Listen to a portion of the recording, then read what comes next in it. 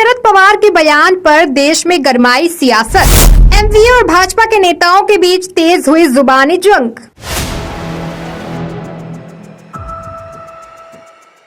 नमस्कार, आप देख रहे हैं 4 PM महाराष्ट्र। मैं हूं आपके साथ सिमरन। इजराइल और हमास के बीच पिछले कुछ दिनों से लगातार जंग जारी है। इस युद्ध में पूरी दुनिया अब 2 खेमों में बंट गई है, क्योंकि कुछ देश इजराइल का समर्थन कर रहे हैं तो कुछ देशों ने फिलिस्तीन के हक में अपनी बात कही है। तो वही गाजा में अस्पताल पर हमला होने के बाद, जिसमें तकरीबन 500 या उससे भी ज्यादा लोगों की जान चली गई है, इस हमले के बाद पूरी दुनिया ने इस हमले की निंदा की है। तो वहीं इजराइल पर सवाल भी उठाए गए। हालांकि इस हमले को लेकर इजराइल का कहना है कि ये अटैक उसकी ओर से नहीं किया गया है, बल्कि उसने हमास पर भी आरोप लगाया है और एक ऑडियो रिकॉर्डिंग भी जारी की है। फिलहाल इस मामले को लेकर अब भारत में भी सियासत काफी तेजी से जारी है, क्योंकि भारत के प्रधानमंत्री नरेंद्र मोदी के बाद पूरी भाजपा इजराइल के समर्थन में है। तो वहीं दूसरी ओर विपक्ष दल इस पर अपनी अलग अलग प्रतिक्रियाएं व्यक्त कर रहे हैं। इस क्रम में एनसीपी के मुखिया शरद पवार ने कुछ दिन पहले इस मामले का जिक्र करते हुए फिलिस्तीन का समर्थन किया था। अब शरद पवार के इसी बयान को लेकर के सियासत तेज है, क्योंकि इस बयान को लेकर भाजपा अब शरद पवार पर पूरी तरह से हमलावर है और उन्हें निशाना बना रही है। इस मुद्दे पर अब अक्सर अपने बयानों को लेकर चर्चा में रहने वाले भाजपा नेता व असम के मुख्यमंत्री हिमंता बिस्वा शर्मा ने एनसीपी चीफ शरद पवार के फिलिस्तीन को लेकर दिए गए बयान पर तंज कसा है। असम सीएम हिमंता ने कहा कि मुझे लगता है कि शरद पवार साहब सुप्रिया सुले मैडम को हमास की तरफ से लड़ाई लड़ने के लिए गाजा भेजेंगे। यहाँ आपको ये भी बता दें कि हिमंता बिस्वा शर्मा का बयान शरद पवार के उस बयान की प्रतिक्रिया में आया, जिसमें शरद पवार ने कहा था कि हमें फिलिस्तीन के साथ मजबूती के साथ खड़ा होना चाहिए। वो पूरी जमीन फिलिस्तीन की थी और इजराइल ने आकर उस जमीन पर कब्जा कर लिया, उनके घरों पर कब्जा कर लिया। पवार साहब ने कहा था कि इजराइल वहां पर बाहरी लोग हैं और वास्तव में ये जमीन फिलिस्तीन की है। उन्होंने आगे कहा था कि एनसीपी उन लोगों के साथ खड़ी है जिनकी ये जमीन है। अब हिमंता बिस्वा शर्मा के इस हमले पर एनसीपी चीफ शरद पवार की बेटी और पार्टी की लोकसभा सांसद सुप्रिया सुले ने भी पलटवार किया है। सुप्रिया सुले की ओर से असम सीएम के बयान पर पलटवार करते हुए कहा कि उनका और हिमंता बिस्वा शर्मा की डीएनए एक ही है। सुप्रिया सुले ने कहा कि दोनों ही पहले कांग्रेस में रह चुके हैं। सुप्रिया ने आगे कहा कि हम हिमंता शर्मा के बयान से आश्चर्यचकित हैं, क्योंकि हिमंता बिस्वा शर्मा और वो दोनों मूल रूप से कांग्रेस में रहे हैं। एनसीपी सांसद ने कहा कि उन्हें इस बात की खुशी थी कि कांग्रेस से भाजपा में गया उनका कोई साथी भाजपा में जाने के बाद मुख्यमंत्री बन गया है। वहीं इस दौरान सुप्रिया सुले ने भाजपा पर भी जमकर निशाना साधा। बीजेपी पर हमला बोलते हुए एनसीपी की लोकसभा सांसद सुप्रिया सुले ने कहा कि बीजेपी में महिलाओं के प्रति अपमानजनक व्यवहार किया जाता है। उन्होंने कहा कि भाजपा के आईटी सेल को ये समझाने की जरूरत है कि शरद पवार ने आखिर कहा क्या है।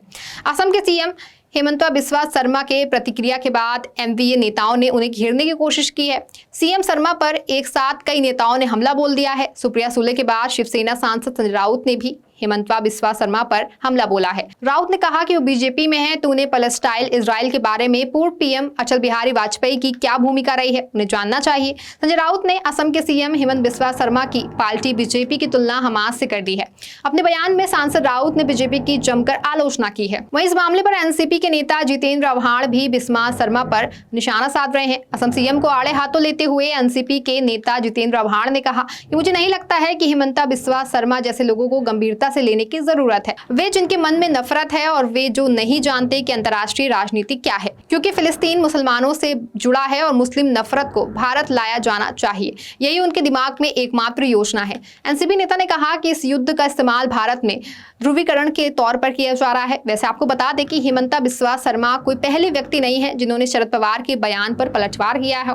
दरअसल शरद पवार के बयान सामने आने के बाद से भाजपा लगातार उनके इस बयान की आलोचना कर रही है और शरद पवार को निशाना बना रही है। इससे पहले केंद्रीय मंत्री पीयूष गोयल ने भी इस बयान की आलोचना करते हुए कहा था कि मुझे बहुत दुख होता है जब शरद पवार जैसे वरिष्ठ नेता इजराइल पर हुए आतंकी हमले पर भारत के रुख पर ऐसे बेतुके बयान देते हैं। पीयूष गोयल ने सोशल मीडिया पर शरद पवार पर निशाना साधा। उन्होंने कहा था कि आखिर पवार साहब भी तो उस सरकार का हिस्सा रह चुके हैं। बाटला हाउस एनकाउंटर पर आंसू बहाए थे और भारत पर हुए आतंकी हमले के दौरान सो रहे थे। महाराष्ट्र के डिप्टी सीएम देवेंद्र फडणवीस ने भी शरद पवार के फिलिस्तीन के समर्थन वाले बयान पर उनकी आलोचना की।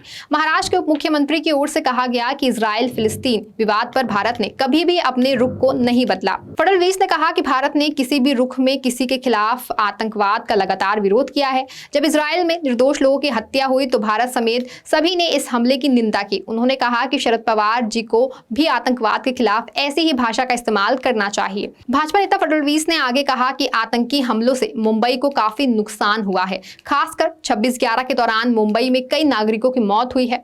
मेरा शरद पवार जी से अनुरोध है कि वो वोट बैंक की राजनीति पर सोचने की बजाय आतंकवाद की भी निंदा करें। एनसीपी प्रमुख पर निशाना साधते हुए उप मुख्यमंत्री ने कहा कि उन्हें आतंकवाद की कड़ी निंदा करनी चाहिए और इजराइल फिलिस्तीन मुद्दे पर बात करते समय वोट बैंक की राजनीति से दूर रहना चाहिए। दरअसल इजराइल हमास के बीच छिड़ी जंग पर एनसीपी प्रमुख शरद पवार ने कहा कि भारत हमेशा फिलिस्तीन के साथ खड़ा है। ये पहली बार है जब भारत ने इजराइल को समर्थन दिखाया है। उन्होंने कहा था कि जवाहरलाल नेहरू से लेकर के अटल बिहारी वाजपेयी, इंदिरा गांधी, राजीव गांधी सभी फिलिस्तीन के साथ मजबूती से खड़े थे। शरद पवार ने साफ कहा कि हम दुनिया में शांति चाहते हैं। अभी इजराइल और फिलिस्तीन के बीच युद्ध चल रहा है। वो पूरी जमीन फिलिस्तीन की है और उनकी जमीन पर इजराइल ने अतिक्रमण किया है।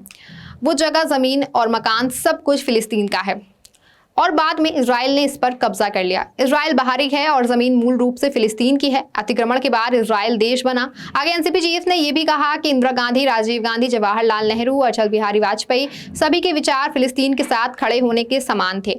ये हमेशा भारत सरकार का रुख था। उन्होंने कहा कि भारत कभी भी किसी और के साथ खड़ा नहीं हुआ। भारत हमेशा उन लोगों के साथ खड़ा रहा जो मूल रूप से खड़े थे, वहां की जमीन और मकानों के मालिक हैं। ये बहुत दुर्भाग्यपूर्ण है कि पहली बार हमारे प्रधानमंत्री असली मुद्दे को छोड़कर इजराइल के साथ खड़े हैं।